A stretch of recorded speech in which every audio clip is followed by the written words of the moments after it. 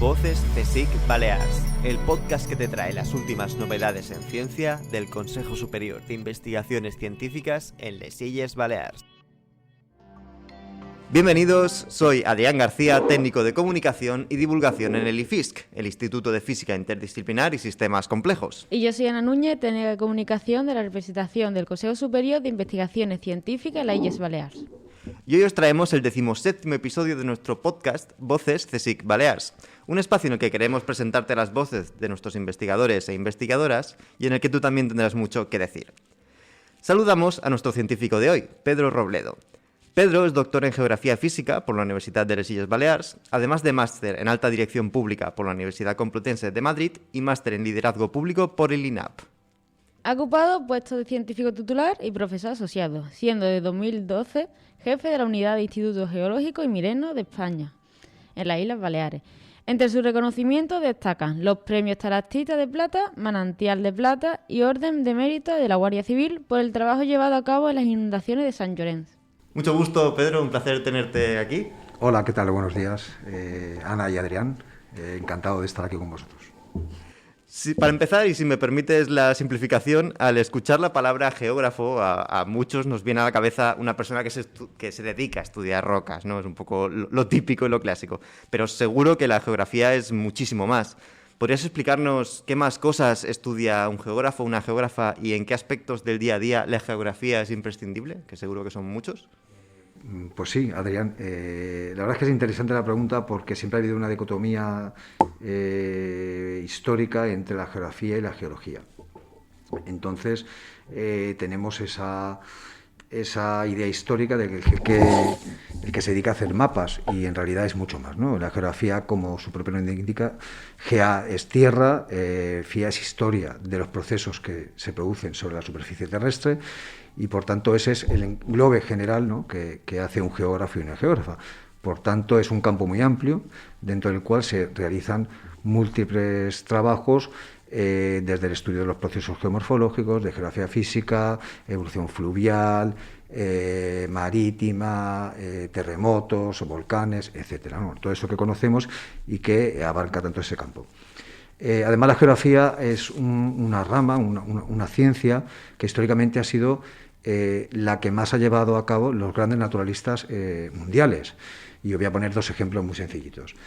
Por ejemplo, el Instituto Geológico y Minero de España, al que yo pertenezco, nació en 1842 y se creó por la Comisión del Mapa Geológico de España, es decir, del mapa, geografía, mapa geológico de España. Por tanto, esa vinculación entre la geografía y la geología es estrecha históricamente. Y otro ejemplo es el de Alexander von Humboldt, que era un naturalista y un geógrafo, que fue uno de los primeros, por no decir el primero, que descubrió que la meseta española estaba elevada con respecto al resto de la península ibérica. Por tanto, estamos delante de un campo que cada vez tiene mayor importancia, y seguro que todos conocemos y que hemos oído hablar de ello, del tratamiento espacial de las imágenes, de los sistemas de información geográfica, que ahora mismo son las áreas más punteras dentro de la geografía, y de las que ningún área que trabaje en ciencia de la Tierra puede no conocer y no saber utilizar esas herramientas. Muchas de tus publicaciones tratan sobre el terreno kárstico. Tengo que reconocer que hasta que me he encontrado con tus artículos no había oído nunca hablar de este concepto. ¿De qué trata? ¿Son los terrenos kársticos tan exóticos como suenan? Ciertamente también es una muy buena pregunta. El karst es un gran desconocido y, sin embargo, su extensión en el planeta es muy importante y sus paisajes son impresionantes, son increíblemente bellos, además de muy complejos. La palabra karst viene de una región italo-eslovena que se llama Kras, y que unos científicos en su momento definieron porque se dieron cuenta que existían unos paisajes, unos relieves muy distintivos con respecto a otros. Y ahí nació básicamente lo que es el estudio y la investigación del karst, que a medida que ha pasado el tiempo se ha convertido en una de las ramas de la geología y de la geomorfología y de la geografía más importantes. Digo más importantes porque el karst se desarrolla básicamente en dos tipos de rocas: en rocas carbonáticas, en rocas carbonatadas, calcitas, sobre todo calcitas, y en rocas evaporíticas, en yesos. En el planeta aproximadamente un 25 o un 30% del planeta está cubierto por estas rocas. Por tanto, esos paisajes son relativamente abundantes y además, como os decía antes, muy bellos. Tenemos paisajes de todo tipo, porque el karst incluye no solo lo que se ve en superficie, no solo lo que vemos en la superficie de la Tierra, producto de un proceso químico que es la disolución de la roca caliza, sino también lo que se produce en el subsuelo, que son las famosas cuevas. Y tenemos paisajes, por ejemplo, como en España tenemos paisajes tan bellos como el Torcal de Antequera, que son, conjunto con la ciudad encantada de Cuenca, son lo que se llaman ciudades runiformes, ¿no? Como ruinas producidas por ese proceso químico de disolución de la roca caliza. Pero también tenemos en Baleares, aquí tenemos regiones como, por ejemplo, la zona central de la Serra de Tramuntana, donde se observa lo que se llaman unos lapiaces, unas estructuras canaliformes preciosas, o el torrente de Pareix, que es un cañón kárstico. Por tanto, estamos hablando de estructuras y formaciones mucho más amplias en el planeta de lo que pensamos, y que son, como has dicho, Ana, muy exóticas también. Una de las más visitadas está en China y otra está en Madagascar, ¿no? Que son unos lapiaces en forma de agujas, que además viven unos monos asociados a estas estructuras, que por otro lado son estructuras también que están siempre ligadas a ambientes, a geoambientes, es decir, a sistemas ambientales muy ricos, porque el vehículo principal de la formación del karst es el agua, y el agua es vida. Por tanto, yo creo que el karst poco a poco está ganando ese espacio, ese terreno que yo creo que la ciencia le debe desde hace ya varios años. Una de las formaciones geológicas que suelen llamar más la atención son los acuíferos. Dentro de este área tienes varios estudios realizados en los cenotes de Yucatán. ¿Nos puedes explicar, para alguien que no haya tenido la suerte de ir a visitarlos, qué son los cenotes de Yucatán y por qué se lo relaciona con el impacto del meteorito al que se le atribuye la extinción de los últimos dinosaurios? Sí, verás, en primer lugar me gustaría diferenciar, o por lo menos explicar dos cosas muy sencillas. Los acuíferos, que seguro que todos hemos oído hablar de ellos, son formaciones geológicas muy importantes. La hidrogeología ahora mismo es una de las ramas más punteras en la ciencia, en el área de geología en general, pero en muchas áreas también, muchas áreas multidisciplinares, como ya veremos después, y son una base del sustento hídrico del planeta. Es decir, una gran parte del planeta se abastece de aguas subterráneas y, por tanto, de aguas que están en los acuíferos. En la península del Yucatán concurren dos cosas excepcionales. Primero, estamos delante de un tipo de acuífero que se llama acuífero kárstico, que es el acuífero kárstico más grande del mundo, más grande del planeta. Y, por tanto, solo su magnitud ya significa objeto de estudio, de ciencia y de interés por parte de todo tipo de científicos, además de los hidrogeólogos y de los geólogos. También hay biólogos, estructuralistas, ambientólogos, todo tipo de científicos. Y además confluye otra significación muy interesante, y es que se producen los famosos cenotes, que seguro que hemos oído hablar todos de ellos y alguno habrá visto alguna foto. Un cenote es una estructura que en planta, es decir, si la vemos sobre el terreno, es circular y que se forma por la disolución de la roca caliza que hay precisamente en la península del Yucatán, que es una gran plataforma carbonatada, arrecifal además, de miles de kilómetros cuadrados. Pero los cenotes tienen una génesis muy particular. Tienen dos formas o dos génesis que cohabitan en la formación de estas estructuras. Por un lado, son unas grandes cámaras, es decir, como he dicho antes, circulares o semicirculares con grandes profundidades y que se pueden formar bien por la subida del nivel freático de esos acuíferos de los que hemos hablado antes, o fluctúa, sube, y esa subida del nivel freático produce que se genere una disolución. Y esa disolución genera un vacío, un hueco dentro de la roca. Pero también por la precipitación. Son zonas tropicales donde llueve muchísimo y la precipitación del agua en contacto con el CO2 genera un agua muy ácida, muy agresiva, que disuelve esa roca. Bien, cuando esos dos fenómenos genéticos cohabitan, que en esos lugares cohabitan, y se generan esas grandes cámaras, los ingleses les llaman chambers, esas chambers gigantescas, una vez que el techo, es decir, por donde nosotros andamos, por encima de la roca, ya no tiene capacidad de sustento para soportar el peso, colapsa.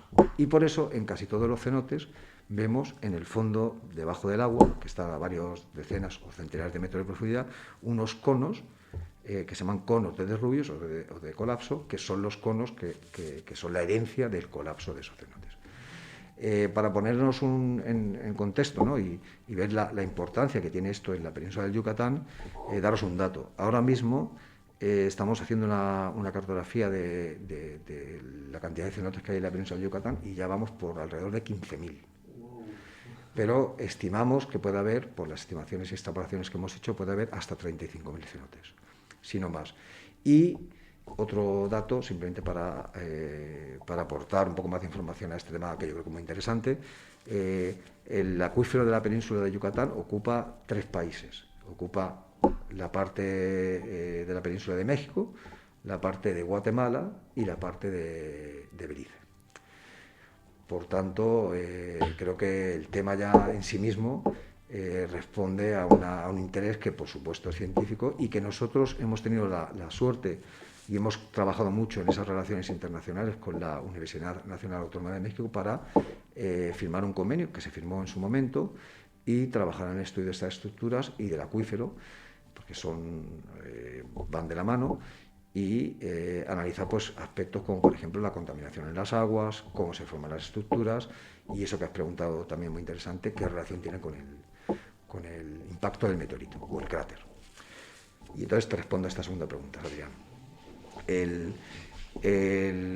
Históricamente, desde que se descubrió hace ya unos 40 años la existencia de un cráter bajo las aguas de la península del Yucatán, aguas marinas enfrente de la península del Yucatán, se detectó mediante unos sondeos, se descubrió que había un elemento, un mineral que era iridio. El iridio está asociado casi siempre a los meteoritos. Es un mineral que habitualmente se encuentra en meteoritos que han caído en la superficie de la Tierra. Y además, en una serie de estudios geofísicos vieron que la estructura de donde ellos estaban estudiando esos sondeos era circular, que cogía una parte marina y una parte terrestre. Además coincidía en edad, que era al final del tramo Cretácico terciario, prácticamente hace unos 65 o 70 millones de años, coincidía con la hipótesis de aquel gran meteorito que produjo la extinción de la última fase de los dinosaurios, ese gran impacto de un gran meteorito, ¿no?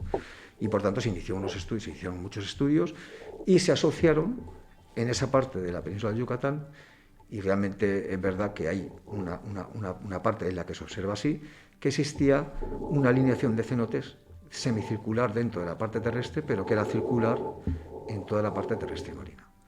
Y que además coincidía exactamente con el diámetro del cráter, que tiene varios kilómetros.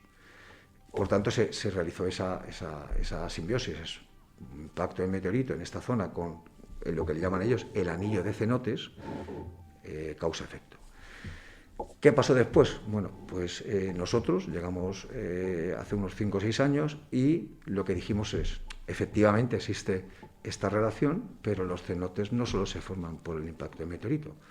Es decir, para que se forme un cenote tiene que haber unas condiciones ambientales y geológicas que den lugar a que se formen esas estructuras.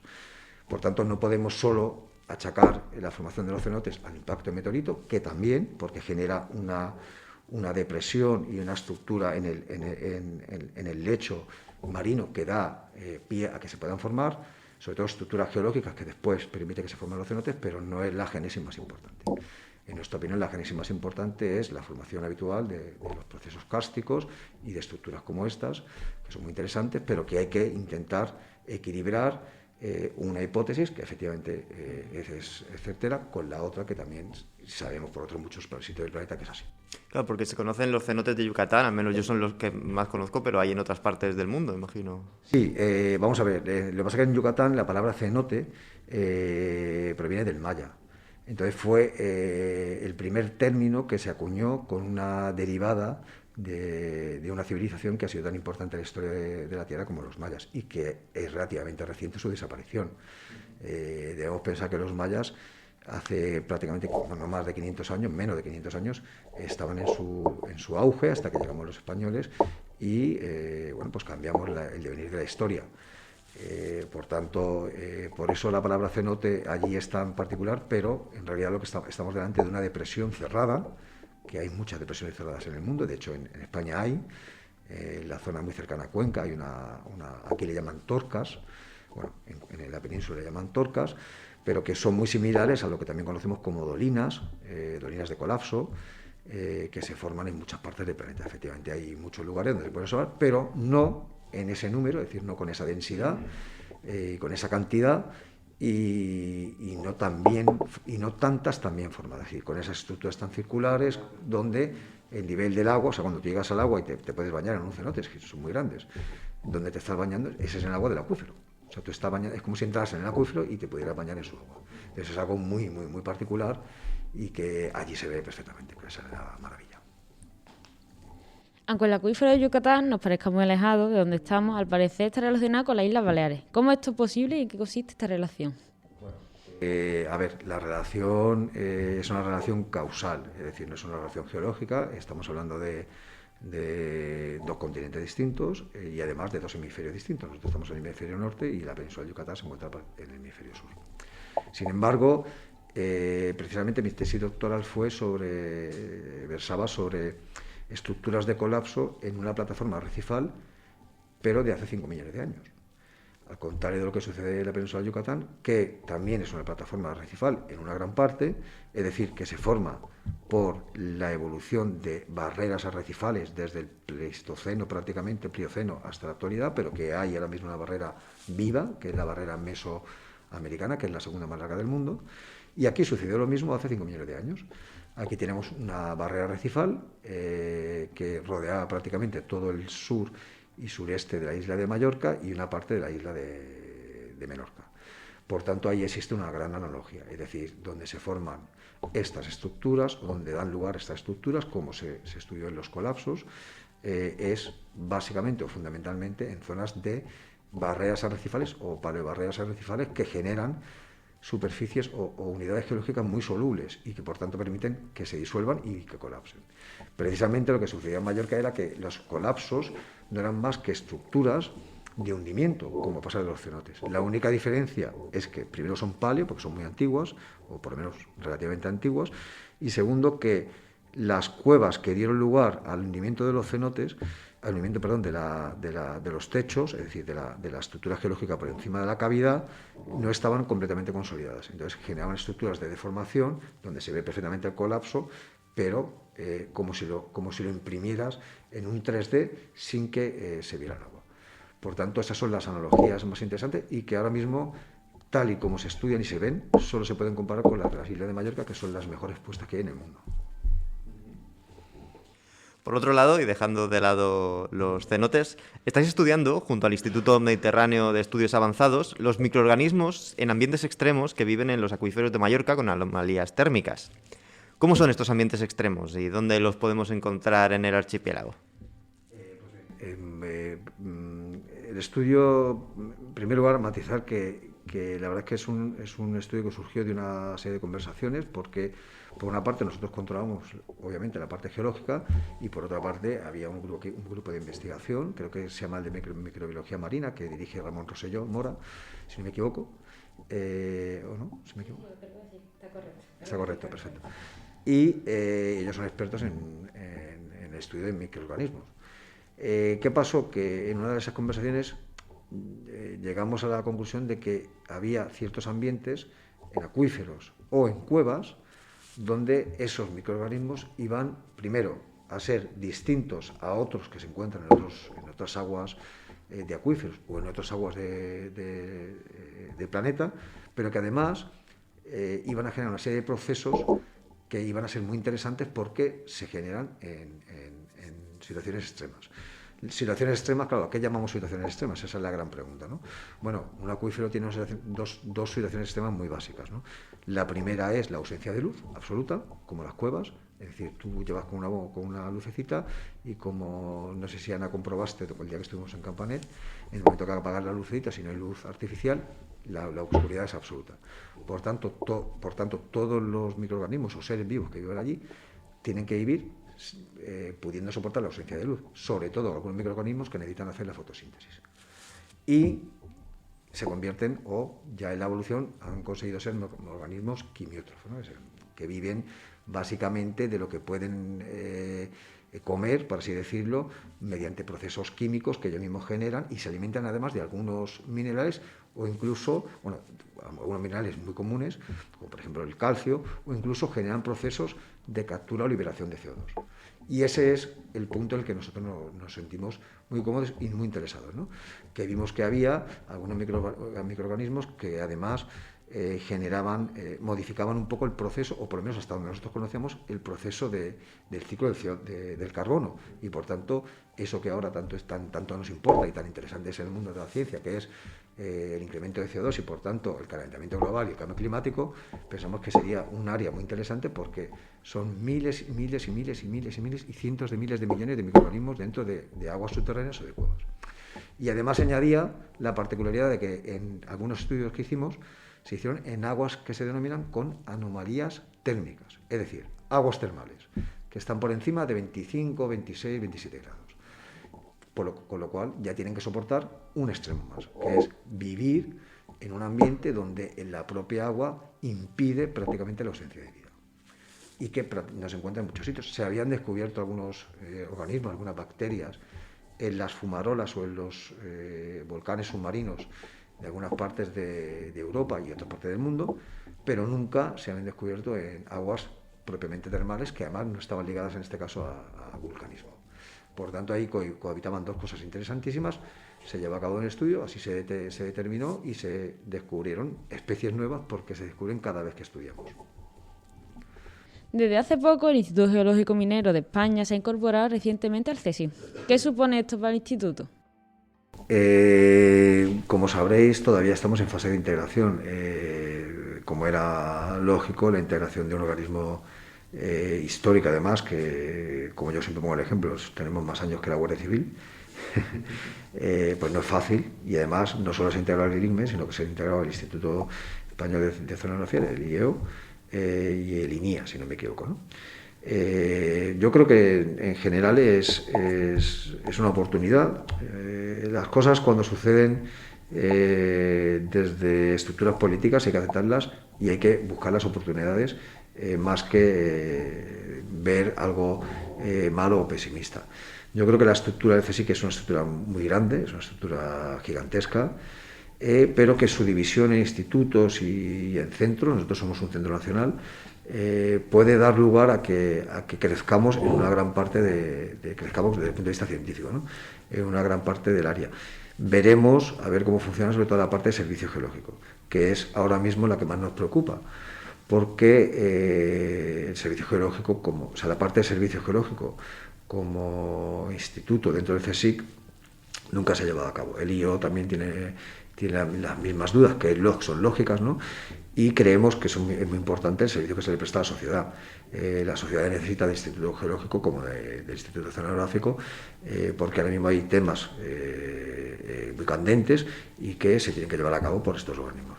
Por tanto, yo creo que es una oportunidad, yo creo que no es nada, no tiene por qué ser nada malo, y que si finalmente se consigue consolidar tanto la parte científica como la parte de servicio, será positivo. Pero debemos darle tiempo al tiempo. Acabamos con una pregunta clásica de nuestro podcast. Imagina que te dan una buena suma de dinero para que montes un proyecto de investigación, el que tú quieras, sin que el presupuesto sea un problema. ¿Cómo sería este proyecto de investigación? Bueno, te lo voy a resumir en 3 frases, en 3 palabras. Primero sería mundial. Aspira grande, entonces. Sí, aspiro grande, sí. Si podemos imaginar, ¿no? Imaginemos lo mejor. De hecho, te diría más, no solo sería mundial, sería universal. O sea, no solo entraría el planeta Tierra, sino que también podría entrar Marte y otros cuerpos celestes. Después, tendría que incluir áreas multidisciplinares que permitieran que los estudios incluyeran la parte social. Es decir, que la derivada de la ciencia no fuera ciencia única y exclusivamente, sino que esa derivada repercutiera sobre la sociedad, que es lo más importante. Y en tercer lugar, que fuera sobre un recurso, en mi caso, un recurso geológico, especialmente creo que el agua, que va a ser el elemento clave en los próximos años y que van a determinar la geopolítica del mundo, y por tanto un proyecto en el que permitiera investigar en el mundo cómo debe ser una distribución racional, equitativa e igualitaria del agua en el mundo. Y para ello hay que estudiar acuíferos, hay que estudiar manantiales, bueno, muchas formas. Pero yo creo que esas serían las 3 partes que podrían unir el proyecto. De ahí lo podríamos hacer todo lo complejo que quisierais, pero sobre todo eso, la ciencia tiene que tener esa derivada siempre social y tiene que poder ayudar a las personas que, además de que pagan con sus impuestos los estudios científicos, son, como estamos viendo en la pandemia, las que se tienen que nutrir al final si queremos mantener un planeta más o menos sostenible y sobre todo que la gente, esas desigualdades tan grandes que haya, se reduzcan un poquito. Pues con esta reflexión yo creo que lo podemos dejar. Ha sido un placer tenerte en nuestro podcast, Pedro, y cuando quieras volvemos. Un placer. Hoy hemos aprendido lo amplia y necesaria que es la geología. Por ejemplo, hemos aprendido qué es y cómo se forma el terreno kárstico. Además, hemos visitado virtualmente los cenotes de Yucatán, que tienen mucho más que ver con las Baleares de lo que podríamos pensar en un principio. Os recordamos que la ciencia que se hace del Consejo Superior de Investigaciones Científicas en Leyes Balear no para nunca, nos seguimos escuchando. Mientras tanto, podéis seguir nuestras novedades en @CSICBalear, en Twitter, Instagram y Facebook. Nos vamos, mientras la ciencia con la vida seguirá abriéndose camino. Voces CSIC Balears, el podcast que te trae las últimas novedades en ciencia del Consejo Superior de Investigaciones Científicas en les Illes Balears.